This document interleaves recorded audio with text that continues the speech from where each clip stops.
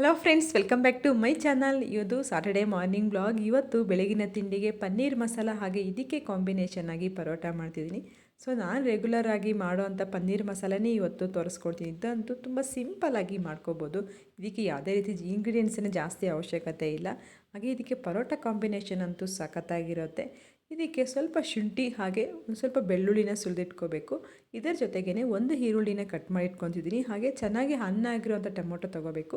ಇಲ್ಲಿ ನಾನು ನಾಟಿ ಟೊಮೊಟೊ ಬಳಸಿದ್ದೀನಿ. ನಾಟಿ ಟೊಮೊಟೊ ತುಂಬಾ ಚೆನ್ನಾಗಿರುತ್ತೆ. ನಿಮ್ಮ ಮನೆಗೆ ಯಾವ ಟೊಮೊಟೊ ಇರುತ್ತೆ ಅದನ್ನೇ ಬಳಸಿ. ಹಾಗೆ ಇದು ಪನ್ನೀರು, ನಾನು ನೈಟೇ ಪನ್ನೀರನ್ನ ಪ್ರಿಪೇರ್ ಮಾಡಿ ಇಟ್ಕೊಂಡಿದ್ದೆ. ನಾನು ಈ ಥರ ಪನ್ನೀರ್ ರೆಸಿಪಿ ಮಾಡಬೇಕು ಅಂತಂದಾಗ ಮೊದಲೇ ಪ್ಲ್ಯಾನ್ ಮಾಡ್ಕೊತೀನಿ. ಸೊ ಬೆಳಿಗ್ಗೆ ಆದರೆ ಆಗಲ್ಲ ಅಂತೇಳ್ಬಿಟ್ಟು ನೈಟ್ ಹೊತ್ತು ಈ ಥರ ಪನ್ನೀರ್ ಮಾಡಿಟ್ಕೊಂಡ್ಬಿಡ್ತೀನಿ. ನಾನು ಒಂದು ಅರ್ಧ ಲೀಟ್ರ್ ಹಾಲಲ್ಲಿ ಈ ಥರ ಪನ್ನೀರನ್ನ ಮಾಡಿಟ್ಕೊಳ್ತೀನಿ. ಹೊರಗಡೆಯಿಂದ ನಾನಂತೂ ಪನ್ನೀರ್ ತರೋಕ್ಕೆ ಹೋಗಲ್ಲ. ಯಾಕಂದರೆ 100 ಗ್ರಾಮ್ಸ್ಗೆ 100 ರುಪೀಸ್ ಕೊಡಬೇಕಾಗುತ್ತೆ ಹೊರಗಡೆ ಆದರೆ.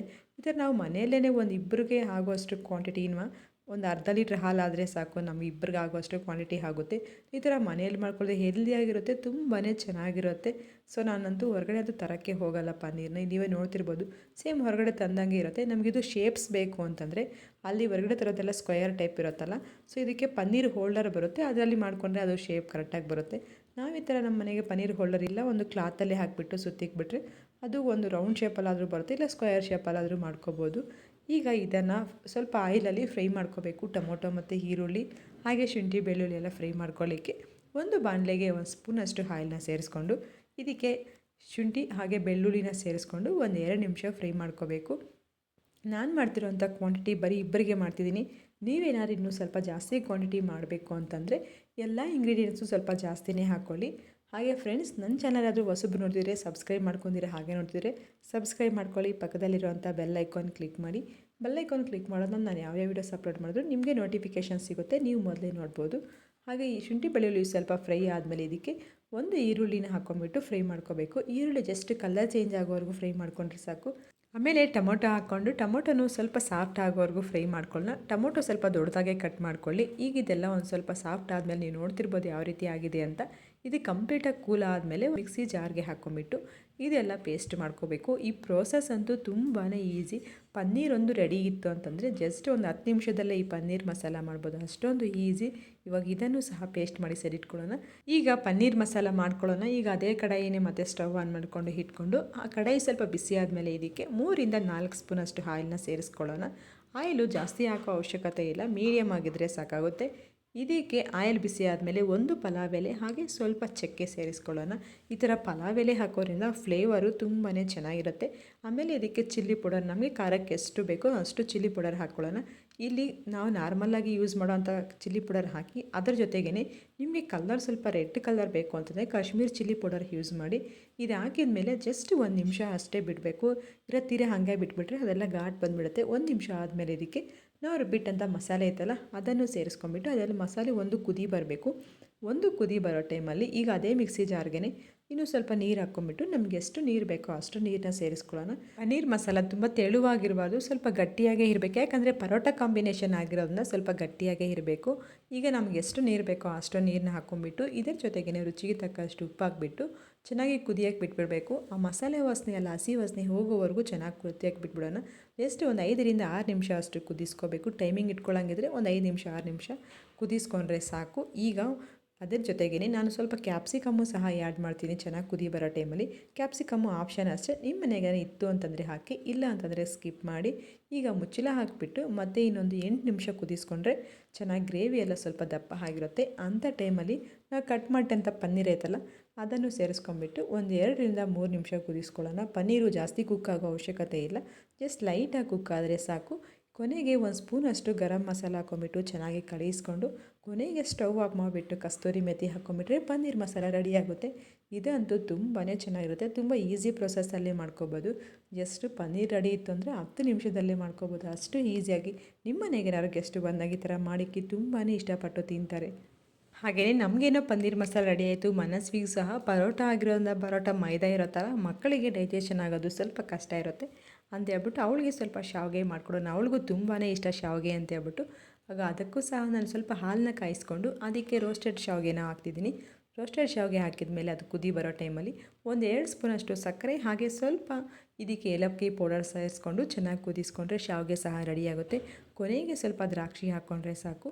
ಇದಂತೂ ತುಂಬ ಸಿಂಪಲ್ಲಾಗಿ ಮಾಡ್ಕೊಬೋದು. ಈ ಶಾವಿಗೆ ಅಂತೂ ತುಂಬಾ ಚೆನ್ನಾಗಿರುತ್ತೆ. ಅವಳು ತುಂಬ ಇಷ್ಟಪಟ್ಟು ತಿಂತಾಳೆ ಈ ಥರ ಶಾವಿಗೆ ಮಾಡಿಕೊಟ್ರೆ. ಸೊ ಮಕ್ಕಳಿಗೆ ಪರೋಟ ಕೊಡಬಾರ್ದಲ್ವ, ಯಾಕಂದರೆ ಅದು ಮೈದಾದಿಂದ ಮಾಡಿರ್ತಾರೆ. ಅವಳಿಗೆ ಡೈಜೆಷನ್ ಎಲ್ಲ ಆಗಲ್ಲ. ಅಷ್ಟೇ ಅಲ್ಲ, ಅವ್ರು ನಮ್ಮ ಥರ ತಿನ್ನೋಕ್ಕೂ ಆಗಲ್ಲ ಬೇಗ ಬೇಗ ಅಂತೇಳ್ಬಿಟ್ಟು ಅವಳಿಗೂ ಸ್ಕೂಲ್ಗೆ ಟೈಮ್ ಆಗಿರುತ್ತೆ. ಮಾರ್ನಿಂಗ್ ಟೈಮಲ್ಲೂ ನಾವು ತಿನ್ನೋದೇ ಸ್ವಲ್ಪ ಕಷ್ಟ ಇರುತ್ತೆ. ಪರೋಟ ಸ್ವಲ್ಪ ಅಗೆದ್ಬಿಟ್ಟು ತಿನ್ನಬೇಕಲ್ಲ, ಇನ್ನು ಮಕ್ಕಳಿಗೆ ಅದರಲ್ಲೂ ತುಂಬಾ ಕಷ್ಟ ಇರುತ್ತಲ್ಲ. ಅದಕ್ಕೆ ಅಂತೇಳ್ಬಿಟ್ಟು ಸ್ವಲ್ಪ ಶಾವಿಗೆ ಮಾಡಿಕ್ಬಿಟ್ಟು ಎರಡು ಸ್ವಲ್ಪ ಸ್ವಲ್ಪ ತಿನ್ನಿಸ್ಕೋಬೋದು ಅಂತೇಳ್ಬಿಟ್ಟು ನಾನಿವತ್ತು ಮಲ್ಬಾರ್ ಪರೋಟ ತೊಗೊಂಡಿದ್ದೀನಿ. ಮಲ್ಬಾರ್ ಪರೋಟ ತುಂಬಾ ಚೆನ್ನಾಗಿರುತ್ತೆ. ನನಗೆ ಇವ್ರ ಪ್ಯಾಕಿಂಗ್ ಅಂತೂ ಪ್ರೊಸೆಸ್ ತುಂಬ ಇಷ್ಟ ಆಗುತ್ತೆ. ಅವರು ಜಸ್ಟ್ ಲೈಟಾಗಿ ಹೀಟ್ ಮಾಡಿರ್ತಾರೆ. ಆಮೇಲೆ ನಾವು ಇನ್ನೊಂದು ಸಲ ಈಗ ಹೆಂಚು ಮೇಲೆ ಎರಡು ಕಡೆಯೂ ಚೆನ್ನಾಗಿ ಆಯಿಲ್ ಅಪ್ಲೈ ಮಾಡಿಬಿಟ್ಟು, ಆಯಿಲ್ ಆದರೆ ಅಥವಾ ಬಟರ್ ಅದು ಯಾವ್ದು ಬೇಕಿದ್ರೂ ಅಪ್ಲೈ ಮಾಡ್ಬೋದು. ಈಗ ಎರಡು ಕಡೆಯೂ ಎರಡು ಆಯಿಲ್ ಅಪ್ಲೈ ಮಾಡಿಬಿಟ್ಟು ಈಗ ಎರಡು ಕಡೆ ನಾವು ನಾರ್ಮಲ್ ಚಪಾತಿ ಯಾವ ಥರ ಮಾಡ್ಕೊತೀವಿ ಅದೇ ಥರ ಸುಟ್ಕೊಂಡ್ಬಿಟ್ರೆ ಪರೋಟ ಸಹ ರೆಡಿಯಾಗುತ್ತೆ. ಬಟ್ ಪರೋಟ ಸುಟ್ಟಿದ್ದಾದಮೇಲೆ ಇದನ್ನು ಒಂದು ಕಡೆ ಹಾಕ್ಕೊಂಬಿಟ್ಟು ಈ ಥರ ಚೆನ್ನಾಗಿ ಹೊಡಿಬೇಕು. ಯಾಕಂದರೆ ಅದು ಲೇಯರ್ ಬರಬೇಕಲ್ಲ. ಅಷ್ಟೇ ಅಲ್ಲ, ಈ ಥರ ಸ್ವಲ್ಪ ಫೋರ್ಸಾಗಿ ಹೊಡಿಬೇಕು. ಈ ಥರ ಹೊಡೆಯೋದ್ರಿಂದ ಲೇಯರು ಬರುತ್ತೆ, ಸ್ವಲ್ಪ ಸಾಫ್ಟಾಗಿರುತ್ತೆ, ನಮಗೆ ತಿನ್ನೋಕ್ಕೆ ಈಸಿಯಾಗಿರುತ್ತೆ. ಪರೋಟ ಸಹ ರೆಡಿಯಾಗಿದೆ, ಇನ್ನೊಂದು ಕಡೆ ಪನ್ನೀರು ಸಹ ರೆಡಿಯಾಗಿದೆ. ನಿಜ ಪರೋಟ ಮತ್ತು ಪನ್ನೀರ್ ಕಾಂಬಿನೇಷನ್ ಅಂತೂ ಸೂಪರಾಗಿತ್ತು. ಈ ಪನ್ನೀರ್ ಮಸಾಲ ತುಂಬ ಈಸಿಯಾಗಿ ಮಾಡ್ಕೊಬಿಡ್ಬೋದು. ನೀವು ಒಂದು ಸಲ ಟ್ರೈ ಮಾಡಿದ್ದಾದಮೇಲೆ ನನಗೆ ಕಮೆಂಟ್ ಮಾಡಿ. ಈ ಪ್ರೋಸೆಸ್ ನಿಮಗೆ ಏನಾದ್ರು ಇಷ್ಟ ಆಗಿತ್ತು ಅಂತಂದರೆ ಒಂದು ಲೈಕ್ನ ಮಾಡಿ. ನಾನು ತಿಂಡಿ ಎಲ್ಲ ಮುಗಿಸ್ಕೊಂಡು ಹಾಗೆ ಮನಸ್ವಿನೂ ಸಹ ಸ್ಕೂಲ್ಗೆ ಬಿಟ್ಟು ಬಂದು ಈಗ ಮಧ್ಯಾಹ್ನಕ್ಕೂ ಸಹ ಸಾರು ಮಾಡಿಕ್ಬಿಡೋಣ. ಬೆಳಿಗ್ಗೆ ಈಗ 10 ಹಂಗಾಗಿದೆ. ಮಧ್ಯಾಹ್ನಕ್ಕೂ ಮಾಡಿಬಿಟ್ರೆ ಇನ್ನೊಂದು ಸ್ವಲ್ಪ ರೈಸೋ ಮುದ್ದೆ ಏನಾದ್ರು ಮಾಡ್ಕೊಬೋದು ಅಂತೇಳ್ಬಿಟ್ಟು ಇವತ್ತು ನಾನು ಆಲೂಗಡ್ಡೆ ಸಾರು ಮಾಡ್ತೀನಿ. ಇದಂತೂ ತುಂಬಾ ಚೆನ್ನಾಗಿರುತ್ತೆ. ಇದು ಹಳ್ಳಿಗಳ ಕಡೆ ಜಾಸ್ತಿನೇ ಮಾಡ್ತಾರೆ. ಸೊ ನಾನು ಕಳ್ತಿರೋದು ಈ ರೆಸಿಪಿನ ಅಮ್ಮ ಕಡೆಯಿಂದ. ತುಂಬಾ ಚೆನ್ನಾಗಿರುತ್ತೆ. ಬಿಸಿ ಬಿಸಿ ರೈಸ್ಗೆ ಮುದ್ದೆ ಜೊತೆಗೆ ಸೂಪರಾಗಿರುತ್ತೆ. ಈ ಆಲೂಗಡ್ಡೆ ಸಾರು ಮಾಡ್ಕೊಳ್ಳಿಕ್ಕೆ ಆಲೂಗಡ್ಡೆನ ಮೊದಲೇ ಬೇಯಿಸ್ಕೊಂಡು ಸಿಪ್ಪು ತೆಗೆದು ಕಟ್ ಮಾಡಿ ಇಟ್ಕೊಂಡಿದ್ದೆ. ನಮ್ಗೆ ಯಾವ ಸೈಜಲ್ಲಿ ಬೇಕೋ ಆ ಸೈಜಲ್ಲಿ ಕಟ್ ಮಾಡಿಟ್ಕೊಂಡ್ಬಿಟ್ಟು ಈಗ ಮಸಾಲೆ ರುಬ್ಕೊಳ್ಳಿಕ್ಕೆ ಒಂದು ಮಿಕ್ಸಿ ಜಾರ್ಗೆ ಕೊಬ್ಬರಿ ಹಾಗೆ ಈರುಳ್ಳಿ ಬೆಳ್ಳುಳ್ಳಿ ಇದ್ರ ಜೊತೆಗೇ ಟೊಮೊಟೊ ಹಾಗೆ ಸ್ವಲ್ಪ ಕೊತ್ತಂಬರಿ ಹಾಗೆ 1.5 ಸ್ಪೂನಷ್ಟು ಧನಿಯಾ ಪುಡಿ, ಖಾರಕ್ಕೆ ತಕ್ಕಂತೆ ಖಾರದ ಪುಡಿ ಹಾಗೆ ಸ್ವಲ್ಪ ಅರಿಶಿನ ಸೇರಿಸ್ಕೊಂಡು ಸ್ವಲ್ಪ ನೀರು ಆ್ಯಡ್ ಮಾಡಿಕೊಂಡು ಮಸಾಲೆ ರುಬ್ಬಿಟ್ಕೋಬೇಕು. ಮಸಾಲೆ ರುಬ್ಬಿದ್ದಾದಮೇಲೆ ಈಗ ಸಾರಿಗೆ ಒಗ್ಗರಣೆ ಮಾಡ್ಕೊಬಿಡೋಣ. ಈಗ ಒಂದು ಬಾಣಲೆಗೆ 3ರಿಂದ 4 ಸ್ಪೂನಷ್ಟು ಆಯಿಲ್ನ ಸೇರಿಸ್ಕೊಂಡಿದ್ದೀನಿ. ಆಯಿಲ್ ಬಿಸಿ ಆದಮೇಲೆ ಇದಕ್ಕೆ ಸ್ವಲ್ಪ ಸಾಸಿವೆ ಹಾಕ್ಕೊಳ್ಳೋಣ. ಈ ಸಾರಂತೂ ತುಂಬಾ ಚೆನ್ನಾಗಿರುತ್ತೆ, ನಮಗೂ ತುಂಬಾ ಇಷ್ಟ. ಅಟ್ಲೀಸ್ಟ್ ನಾವು ವೀಕ್ಲಿ ಒಂದು ಸಾರಿ ಈ ಥರ ಸಾರು ಮಾಡ್ತಿರ್ತೀವಿ, ಅಷ್ಟು ಚೆನ್ನಾಗಿರುತ್ತೆ. ಇದು ನಾವೇನಾದ್ರು ಮುದ್ದೆಗೆ ಮಾಡ್ಕೋಬೇಕು ಅಂತಂದರೆ ಸಾರು ಸ್ವಲ್ಪ ಗಟ್ಟಿಯಾಗೇ ಮಾಡ್ಕೋಬೇಕು, ಇಲ್ಲ ರೈಸ್ಗೆ ಅಂದರೆ ಸ್ವಲ್ಪ ತೆಳುವಾಗಿ ಮಾಡ್ಕೋಬೋದು. ಈಗ ಇದಕ್ಕೆ ಈರುಳ್ಳಿ ಹಾಗೆ ಕರಿಬೇವು ಟೊಮೊಟೊ ಹಾಕ್ಕೊಂಬಿಟ್ಟು ಚೆನ್ನಾಗಿ ಫ್ರೈ ಮಾಡ್ಕೊಳ್ಳೋಣ. ಜಸ್ಟ್ ಲೈಟಾಗಿ ಫ್ರೈ ಮಾಡ್ಕೊಂಡ್ರೆ ಸಾಕು. ಈಗ ಅದೇ ಒಗ್ಗರಣೆಗೆ ರುಬ್ಬಿಟ್ಟಂಥ ಮಸಾಲೆ ಇತ್ತಲ್ಲ ಅದನ್ನು ಸೇರಿಸ್ಕೊಂಡು ಈಗ ನಮಗೆ ನೀರು ಎಷ್ಟು ಬೇಕೋ ಅಷ್ಟು ನೀರನ್ನ ಹಾಕ್ಕೊಂಬಿಡೋಣ. ಅದೇ ಮಿಕ್ಸಿ ಜಾರ್ಗೆ ಇನ್ನೂ ಸ್ವಲ್ಪ ನೀರು ಹಾಕ್ಕೊಳ್ಳಿ. ಯಾಕಂದರೆ ಮಸಾಲೆ ಎಲ್ಲ ಮಿಕ್ಸಿ ಜಾರಲ್ಲೇ ಉಳಿದಿರುತ್ತಲ್ವ, ನಮ್ಗೆ ಎಷ್ಟು ನೀರು ಬೇಕೋ ನಾವು ಮಾಡ್ತಿರೋಂಥ ಕ್ವಾಂಟಿಟಿ ಮೇಲೆ ಡಿಪೆಂಡ್ ಆಗಿರುತ್ತೆ ನೀರು ಎಷ್ಟು ಹಾಕಬೇಕು ಅಂತ. ನೀರು ಹಾಕ್ಕೊಂಬಿಟ್ಟು ರುಚಿಗೆ ತಕ್ಕಷ್ಟು ಉಪ್ಪು ಹಾಕ್ಬಿಟ್ಟು ಚೆನ್ನಾಗಿ ಕುದಿಯೋಕ್ಕೆ ಬಿಟ್ಬಿಡಬೇಕು. ಹಾಗೆ ಉಪ್ಪು ಖಾರ ಎಲ್ಲ ಹೊಂದ್ಕೊಂಡಿದೆಯಾ ಅಂತ ಒಂದು ಸಲ ಚೆಕ್ ಮಾಡಿ. ಉಪ್ಪು ಖಾರ ಏನಾದ್ರು ಕಮ್ಮಿ ಇತ್ತು ಅಂತಂದರೆ ಈ ಸ್ಟೇಜಲ್ಲಿ ಆ್ಯಡ್ ಮಾಡ್ಕೊಳ್ಳಿ. ಈಗ ಚೆನ್ನಾಗಿ ಕುದಿ ಬರಬೇಕು ಸಾರು. ಒಂದು 10 ನಿಮಿಷ ಕುದಿಸ್ಕೊಂಡಿದ್ದಾದಮೇಲೆ ನಾವು ಮೊದಲೇ ಬೇಯಿಸಿಟ್ಟಂಥ ಆಲೂಗಡ್ಡೆ ಐತಲ್ಲ ಅದನ್ನು ಸಹ ಹಾಕ್ಕೊಂಬಿಟ್ಟು ಒಂದು 5ರಿಂದ 6 ನಿಮಿಷ ಕುದಿಸ್ಕೋಬೇಕು. ನಿಜ ಈ ಸಾರಂತೂ ತುಂಬಾ ಚೆನ್ನಾಗಿರುತ್ತೆ. ನೀವೇನಾದ್ರು ಮುದ್ದೆಗೆ ಮಾಡೋಂಗಿದ್ರೆ ಸ್ವಲ್ಪ ಗಟ್ಟಿಯಾಗಿ ಮಾಡ್ಕೊಳ್ಳಿ. ರೈಸ್ ಅದೇ ಸ್ವಲ್ಪ ತೆಳುವಾಗಿದ್ದರೆ ಸಾರು ತುಂಬಾ ಚೆನ್ನಾಗಿರುತ್ತೆ. ನಿಜ ಬಿಸಿ ಬಿಸಿ ಸಾರಂತೂ ಸೂಪರಾಗಿರುತ್ತೆ. ನಾನಿವತ್ತು ರೈಸ್ ಜೊತೆಗೆ ಮಾಡ್ಕೊಂಡಿದ್ದೀನಿ, ತುಂಬಾ ಚೆನ್ನಾಗಿತ್ತು. ನಿಮಗೆ ಈ ವಿಡಿಯೋ ಇಷ್ಟ ಆಗಿದ್ರೆ ಒಂದು ಲೈಕ್ನ ಮಾಡಿ, ಫಾಲೋ ಮಾಡಿ.